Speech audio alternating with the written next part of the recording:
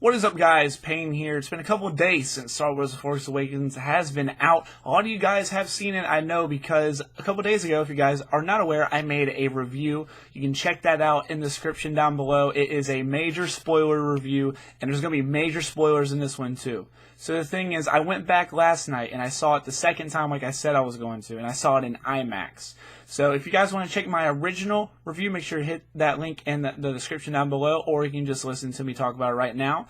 And the original review, I'm about to spoil it if you guys want to go, but in the original review, I gave the movie a 6.5 out of 10, mainly based on cinematics and just visuals and just Star Wars. The score is great. Like visually and audio-wise, the movie is amazing. Great sounds, great visuals, great landscapes. The sets and stuff were great.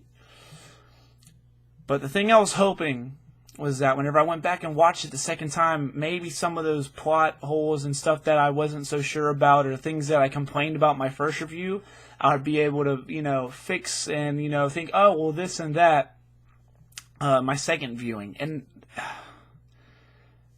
I didn't get to do that. It didn't fix anything for me, because everything that I stated is still there. So when the IMAX version's so, if you can tolerate IMAX 3D without getting a headache, I highly suggest you see it in IMAX. It is beautiful. It is great. I would give it an extra point, the IMAX version, extra point alone on just immersiveness, on how much you just feel like you're there, and it's just in your face, and you're loving every second of it.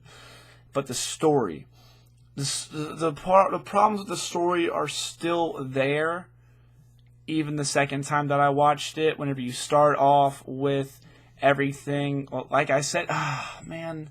And the biggest thing, I thought maybe if I focus more on Kylo Ren. Mainly that's the thing that I was focusing on the most. Maybe I wasn't catching certain things with Kylo Ren. Maybe I was giving him too much, complaining too much about him. And the thing is, I really wasn't. Because Kylo Ren is still a pussy. He is such just a baby and a brat in this movie. He still is. He throws at least 2 temper tantrums, where he goes and just freaks out because stuff didn't go his way, and he's just like, so mad, I wanted to capture everything, and he's just, how are you the villain? How are you the villain in my movie? I still don't like him, and they're gonna make him. I know what they're gonna do. They're gonna make him like super hardcore. He's gonna become like super strong in the Force and the dark side with Snoke and all. And people will be like, oh, he's so hardcore in episode 8 and 9, but doesn't matter. He still is and was a pussy. He's just a person who's able to block that pussiness just a little bit better. He's still just a little baby who's like, oh, my parents sent me away, and now I hate them, and I've been seduced by the dark side. Like, what? Like, come on. Oh, man, I don't understand. And also, one of you guys, on my original review, y'all pointed out something that I did not even realize. In the movie, if you watch the old movies, whenever Luke's arm, spoiler alert, Luke's arm gets hacked by Vader, and his lightsaber goes falling into this, void, how does that little orange woman get Luke's lightsaber? How? She just owns this little cantina. How does she get Luke's lightsaber? And why does she just keep it in this attic that is accessible to anyone in the place? Anyone can just open the door, go down, and if you see this chest, you can find Luke Skywalker and Darth Vader's old freaking lightsaber. How? And they even bring it up. Harrison Ford's like, how'd you get that? And she goes, oh, that story's for a different time. That is laziness. That is, if you're gonna just magically have Luke's lightsaber there, explain it. There's such a lack of explanation. Whenever Poe and Finn crash land back on Jakku, I'm sorry. Whenever Poe you never see Poe again until they go back to the Resistance camp, and then Poe's just back. Like really? And like, you show Finn and Rey do their thing, and that's good. But at least let Poe tell you how he made it back. Because whenever him and Finn are reunited, Finn's like, "Oh, how'd you make it back?" And he goes, "Oh, well, I just got separated during the crash landing." That's all he said. He didn't explain anything. He said, "Oh, well, there was this and that, and then I communicated back to the camp through this, and then they sent a ship to get me back." He just said, "I got separated from the wreckage that you found." That explains nothing. It explains nothing. Oh, man. And then I really wanted to care and think that Harrison Ford's death and Han Solo's death in the movie mattered. It does not matter at all. It affects the outcome no way whatsoever. Because in no way they were going to prevent it anyway. They were not going to prevent the Death Star planet from absorbing all the energy. That was still going to happen even if he defeated Kylo, or even Kylo was like, "Okay, you're right, I was like a bitch the whole time, Dad, let me come help you in the resistance against Snoke." But no. It's just Kylo being fucking a bitch and then stabs his dad through the stomach. Because I guess that's J.J. Abrams' way of saying, oh, he's really evil. You see how he killed Han Solo?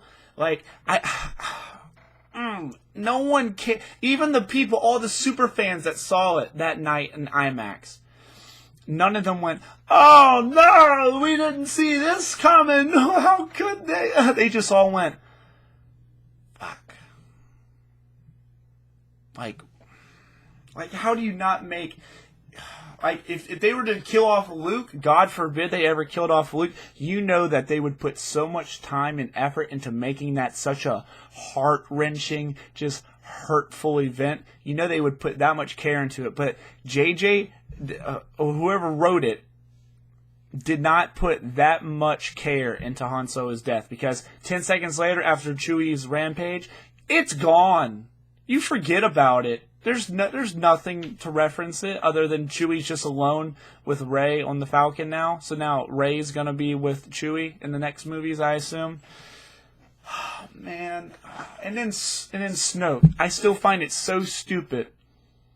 That they don't let Andy Serkis be Andy Serkis, but instead we have this giant 40-foot CGI hologram, and people's reaction to whenever they first saw Snoke last night was priceless. Everyone's like, "What the fuck is that thing? What is that? That's not human. That's not human. That's a thing." And then they were so relieved once they found out there was a hologram, because people were like, "Wait, how are giants in the galaxy? This galaxy have giants the whole time?" So once that happened, Snoke really does nothing except kind of just furthers and pushes the plot a little bit, but you learn nothing about Snoke. And then towards the end, you're like, "Oh, bring me Kylo Ren so he can finish his training." Oh, so you're like, so now Kylo Ren needs to finish his training? Why would you just stop his training? Why'd you be like, "Oh, he's pretty good for now. We'll let him sit around for, a couple of weeks, let him rest, let him ice up a little bit before we finish training." If you're going to train someone to be your apprentice, how about you fucking go balls deep in fucking training him? Andy Serkis CGI man? It's fucking, oh. And then the Deus Ex Machina. Thank you guys, by the way, for reminding me what that was in the first review comment section. Y'all guys are just killing it. And by it, I mean, the movie and just, it with all these jokes and stuff. Y'all guys are awesome in that comment section. But, one of you guys put Deus Ex, Deus Earthquake Machina, and it's so true. I had someone argue with me about that not being Deus Ex Machina because the giant Death Star planet, which, by the way, they borrowed from, that's such a borrowed thing, and they just made it, literally, they even showed you, this is the Death Star, and then this is the Death Star planet thing that we have to go to. It's like the size of, it's like, really? Like, does it matter? It's the same thing, just a little bigger. Like, it has the same little way of destroying it. Of course, it has such a weakness on the outside that you can easily access, like they did. 3 people invaded a planet, planetary weapon of mass destruction, invaded it, and managed to disarm it. Really? That's such a lazy plot device. They have, it destroyed the Republic. Oh man. And then the fight. I thought maybe, hey, he still gets beat by Finn. And by the way, why is Finn, I don't know if I referenced this in the first review, why is Finn the only stormtrooper who has a conscience? Why is he the only one who's like, hey, we're fucking killing people, maybe we shouldn't kill people? Why is he the only one who's like, I need to get out of here, y'all guys are like kind of evil? Like, I was kind of born into this whole thing, I went out. No one else is like, oh man, we killed those guys, that was kind of messed up. They're just like, yeah, fucking killed those guys the other day, it was crazy, it was awesome. Like, really? Like, more stupid plot devices. And once again, Captain Phasma is so wasted in this movie. She is so wasted in this movie. She's only there for a little bit. She's going to be in further movies. She has to be. She's on the poster. She has to be. Like, a bigger part of the story, right? I mean, you would at least imagine, because, like, they were, like, freaking out about her being this big, badass woman character. But no, she just, gunpoint held her head because Chewbacca linebacker tackled her, and then Kevin Hart, John Boyega, Finn was like, yeah, who's in charge now, Phasma? Who's in charge now, Phasma? Yeah, like, and then, oh man,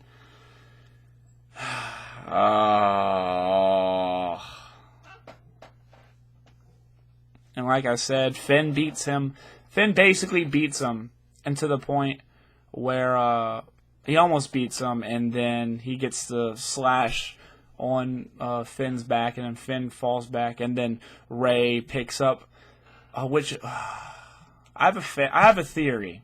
Let's just get to that, because we all know that the final scene was that scene was stupid, and how Rey beat him because she used the Force that she just figured out that she had like 10 minutes ago in the movie. So now she knows how to manipulate the Force to where she can easily outwit and beat Kylo Ren, who's a trained knight. He's a trained knight who's trained in the dark side to use the Force. And then she's just like, man. And she just beats him, basically. She's about to kill him. She slashes right into his face, and he has like a Tyrion Lannister gash across his face, which is going to look funny, because maybe now maybe he'll actually be forced to wear that damn mask, because now he has just a giant, you got beat by a girl scar across his face. He got beat by a girl. Your villain got beat by a girl who just figured out she had the fucking Force! Oh my god! Oh, you swing a lightsaber like a girl. Fucking, like, oh. So, as Rey could have easily just finished Kylo off, Earthquake Ex Machina comes out of nowhere and separates them. So Kylo's gonna make it out of the planet before it completely implodes. And then she escapes. And they get out of there, they celebrate for a bit. And then the stupid R2-D2 scene where he has 99% of the puzzle, and BB-8's like, hey, you want to try that out? And R2's like, alright, fine, I guess I'll help out for once in the last 30 years. And so, after all that, you go back to the final scene, where Rey finds Luke on top of the mountain, just meditating and just looking out onto the sunset. And then they just, the stare down of the century. The stare down that you've been waiting 30 years to see. You want Luke Skywalker back? Well,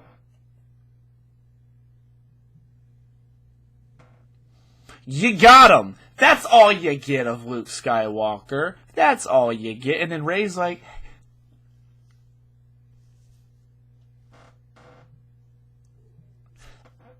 and then the movie ends! The movie ends! I thought maybe I'm missing something, but no. No! My throat hurts. My throat hurts. And my eye. You see that? This movie's so bad, it's making my eyes bleed. That's how bad this movie was, and disappointing this movie was, and how reassuring the second time I watched this movie, that it's starting to make my eyes bleed. That's how bad this movie was. I'm actually physically, like, my vision is failing because of what I just saw. If you're watching it in IMAX, I'll give it a 7. I'll give it a 7. I'm now going to say The Force Awakens is a 6. I'm bumping it down to a 6 because I thought maybe I missed some things and all. But there's no reassurance in here. I'm sorry if I didn't pick up on any of the things I did in the first one. Like I said, go watch the first one. The first one's way more in depth. It's a lot more intuitive. I talk more about the plot in that one. This is really just an update because I told you guys I would do this. So that's about it. My fan theory is it's honestly, and also I work at a movie theater, and so whenever the movie ended in clean movie theater, this lady was I have a theory that Rey is Luke's daughter, because if you think about it, Luke's lightsaber, whenever Kylo is reaching for it, trying to get it, and Rey is also, it chooses Rey, not because she's stronger than the Force, but it's called to her. It called out to her because she's connected to Luke Skywalker and Vader. They share the same blood and straight lineage, to where Rey is the next in the line, and Rey is going to end up being trained by Luke in the next movie. I guarantee that's what's going to happen, and I think it could be good. It could be good because once we finally get Luke in there, we won't see Han anymore.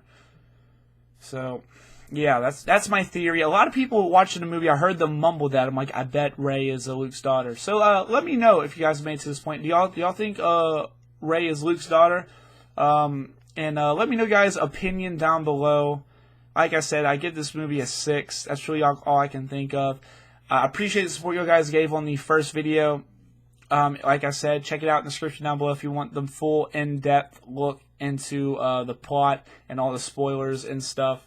But without further ado, I'm going to start doing a lot more of these movie reviews because I love watching movies. I love talking about movies, and I think you guys would love. I would love to interact with you guys in the comment section. I respond to y'all guys' comments and stuff like that, and I'd love to hear what y'all guys think on certain movies and video games. So I want to start doing that. I think it'd be really fun. So with that being said, guys, if you guys enjoyed this little video, make sure that like button down below and subscribe if you want. Go for it. Y'all guys like this shirt? But yeah, without further ado, guys, my name's Payne. Hope you're having a great day. And I'll see you later. Bye. That was such a terrible smile.